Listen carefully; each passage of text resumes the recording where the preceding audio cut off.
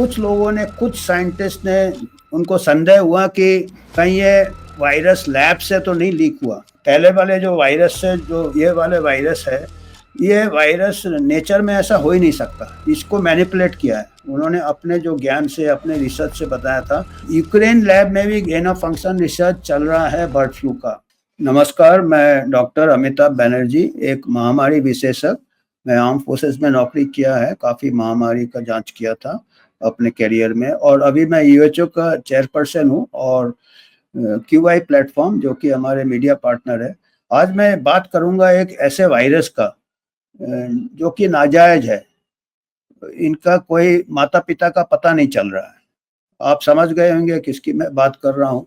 ये SARS CoV 2, जिसको कि कोविड-19 पैंडेमिक के लिए जिसको जिम्मेदार ठहराया जाता, ये वायरस कहाँ से आया। ये जो जब चालू हुआ था महामारी, तो बताया गया था कि ये वुहान के पास एक मार्केट है, वेट मार्केट कहते हैं जिसको, जहाँ के हर चीज बिकता है, जहाँ पे जंगली जानवरों का मांस भी मिलता है और कई टाइप के जानवर आते हैं वहाँ पे, लाइव फ्लैश मिलता है वहाँ पे। तो वहाँ से चालू हुआ था और उसके पास ही आपका वुहान लैब भी वही है जहाँ पे हुआ था। तो जब ये वायरस चालू हुआ, आया था, फैल गया, कहने लगे कि ये जानवरों में था, जानवरों से ये आदमी में आ गया। अब कहाँ से आया? वाइल्ड एनिमल, वाइल्ड फ्लैश मिलता है, वाइल्ड एनिमल मिलता है, ऐसे उन्होंने एक थ्योरी बनाया था। तो फैल गया, फिर बहुत बड़ा लॉकडाउन हो गया चाइना में भी, चाइना से थाईलैंड, चाइना से इटाली, पूरे वर्ल्ड में फैल गया है। चाइना से चांदनी चौक तक फैल गया। अब ये उसके बाद कुछ लोगों को डाउट हुआ कि कहीं ये वुहान जो है, चाइना में वुहान बहुत बड़ा, वुहान इंस्टीट्यूट ऑफ वायरोलॉजी है, वहाँ पे हाई सिक्योरिटी एरिया है, वहाँ पे वायरस का रिसर्च चलता रहता है। कुछ लोगों ने, कुछ साइंटिस्ट ने, उनको संदेह हुआ कि कहीं ये वायरस लैब से तो नहीं लीक हुआ, क्योंकि जानवरों में तो मिल नहीं रहा था बाद में। और वो कहते हैं बैट से आया, बैट चमगीदड़। अब वो बैट वहां से 500 किलोमीटर दूर है, केव में रहते हैं बैट, चमगीदड़ थोड़ी हमारे। तो काफी 2021 में ही हमारे 2 इंडियन साइंटिस्ट है, ये इंडियन साइंटिस्ट है बहलकर एंड बहुलीकर। ये 2 इंडियन साइंटिस्ट है, एक शायद दिल्ली के हैं और एक पंजाब के कहीं। तो इन्होंने रिसर्च किया था और इन्होंने पूरा एनालाइज किया था। उन्होंने बोला था वायरस का जो स्टडी किया था उन्होंने स्ट्रक्चर की, ये स्ट्रक्चर जो पहले वाले जो वायरस से, जो ये वाले वायरस है, ये वायरस नेचर में ऐसा हो ही नहीं सकता। इसको मैनिपुलेट किया है उन्होंने अपने जो ज्ञान से, अपने रिसर्च से बताया था। और उन्होंने ये द वीक में पब्लिकेशन, इसमें न्यूज आइटम भी आ गया था, how an Indian scientist work to trace the origin course of कोविड-19। उन्होंने साइंटिफिक पेपर भी लिखा था जिसको प्री प्रिंट में डाला था कि this virus is from the laboratory, ये एनिमल ओरिजिन का नहीं है। काफी फिर उनके ऊपर दबाव आ गया। एंथनी फॉची ने बहुत स्ट्रांगली उनको क्रिटिसाइज किया, बोला ये आउटलैंडिश है, मतलब ये बिल्कुल ही बकवास है। और उसको इतना प्रेशर था उस टाइम एंथनी फॉची का, बहुत कवर अप चल रहा था। तो उन्होंने फिर इन्फ्लुएंस से, उनके अपने प्रेशर से, उन्होंने वो पेपर को नकार दिया, उसको रिट्रैक्ट करा दिया, पेपर को बिल्कुल आउट कर दिया जर्नल से। वो प्री प्रिंट में था पर वो छपने ही नहीं दिया।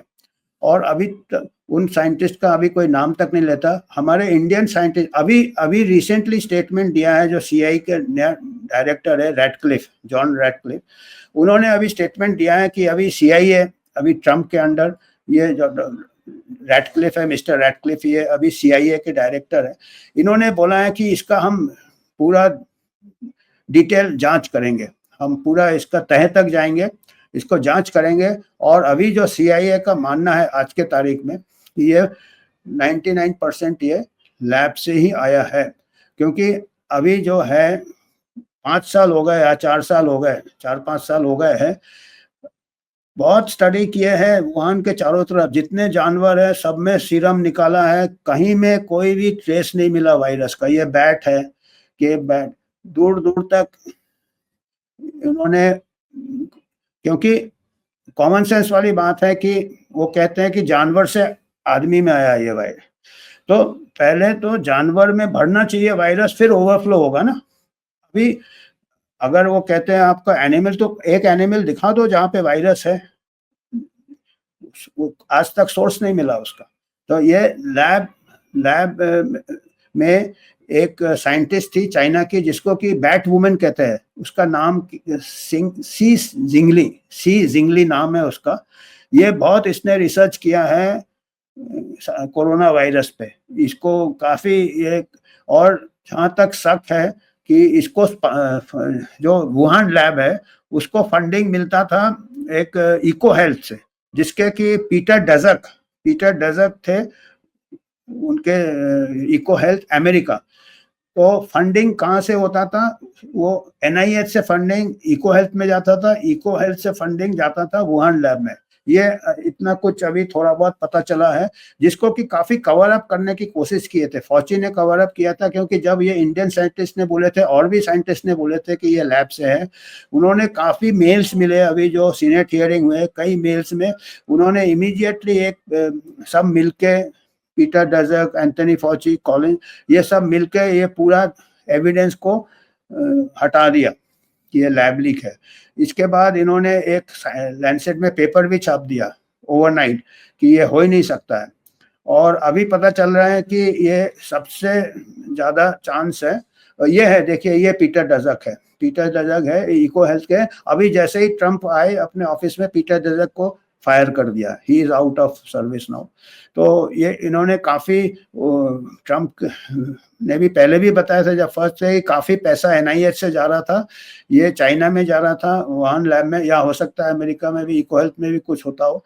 तो ये क्या एक गेन ऑफ फंक्शन रिसर्च होता है, ये गेन ऑफ फंक्शन रिसर्च करते रहते हैं, लैब में वायरस को मैनिपुलेट करते हैं कि उसका क्या है कि उसका विरुलेंस बढ़ा दे, उसको मैंने बीमारी करने का क्षमता बढ़ा दे या फैलने का क्षमता बढ़ा दे, उसको एज अ, वो तो अपने बचाव के लिए जो साइंटिस्ट ये काम करते हैं, ये डेंजरस है, gain of function research is dangerous, क्योंकि नेचर में जो कुदरत में जो वायरस होता है अपने आप कमजोर होता रहता है, म्यूटेशन अपने आप जो होते हैं नेचर में वो कमजोर होते हैं। ये अननेसेसरी पैनिक किया था कि म्यूटेशन होगा तो और घातक होगा, वो नेचर, क्योंकि वायरस भी जीना चाहता है, वो अपने होस्ट को मार देगा तो उसका भी लाइफ खत्म हो जाता है, तो वायरस एडजस्ट होता है।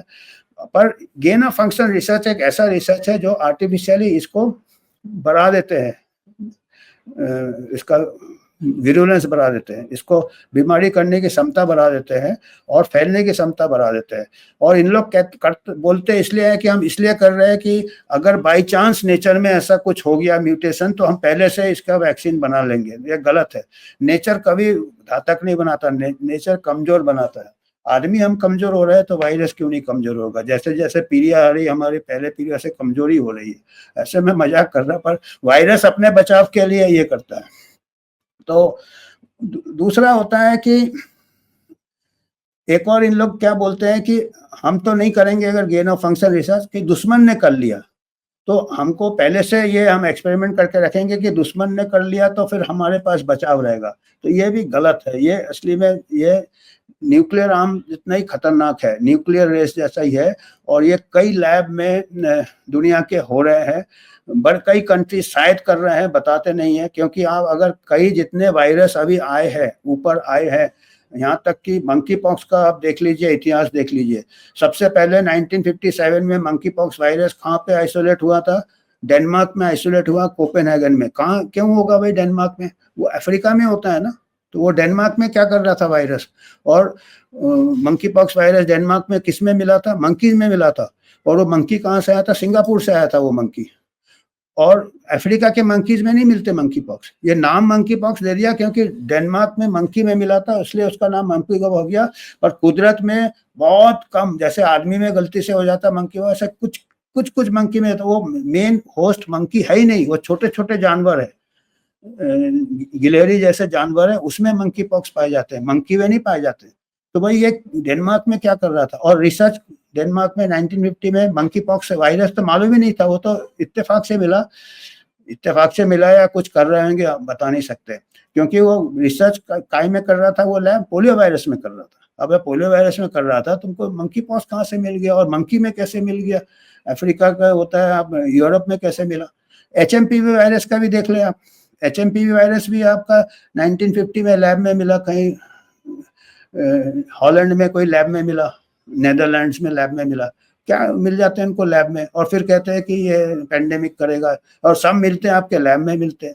तो ये एक और दूसरा सबसे चिंता वाली बात क्या है, और आश्चर्य वाली बात भी है, कि ये जो अभी आपका बात कर रहे हैं H5N1 बर्ड फ्लू का, बर्ड फ्लू में 2012 में गेन ऑफ फंक्शन चालू हो गया था।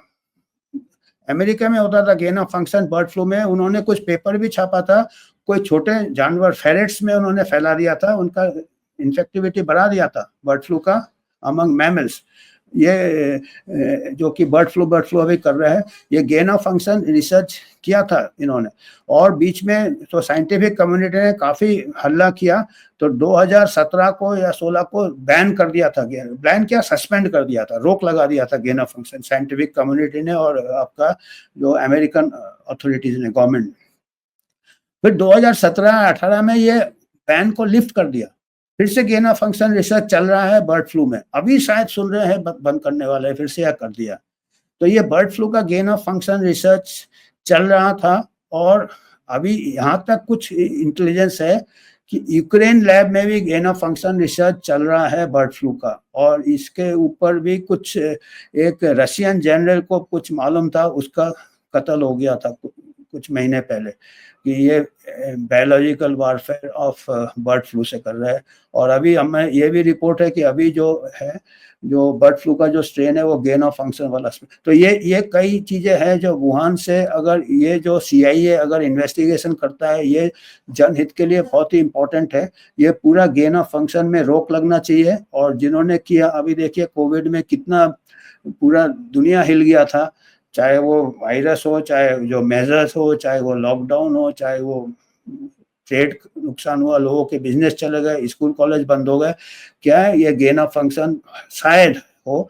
तो अभी ये वही है कि कोई कबूल नहीं करता है, तो वही है बिन बाप का बच्चा, जो एक गाना था महमूद का बहुत पुराने पिक्चर में, बिन बाप का बच्चा। तो अभी ये एक अनाथ बच्चा जैसा ये वायरस घूम रहा है, पर इसका पेरेंट्स को ढूंढना बहुत जरूरी है, क्योंकि ये ऐसे बच्चे जन के लिए अच्छे नहीं है, ह्यूमैनिटी के लिए अच्छे नहीं है, और ऐसे हमको इसमें इनकरेज नहीं करना चाहिए। इंटरनेशनल ट्रीटी अगर WHO बनाता है, तो ये ट्रीटी बनाना चाहिए कि gain of function research ban करे, ऐसा ट्रीटी बनाए, खाली उल्टा नहीं बनाए कि महामारी हो रहा। महामारी इसलिए हो रहा क्योंकि ये इतने सारे डेंजरस एक्सपेरिमेंट्स हो रहे लैब में।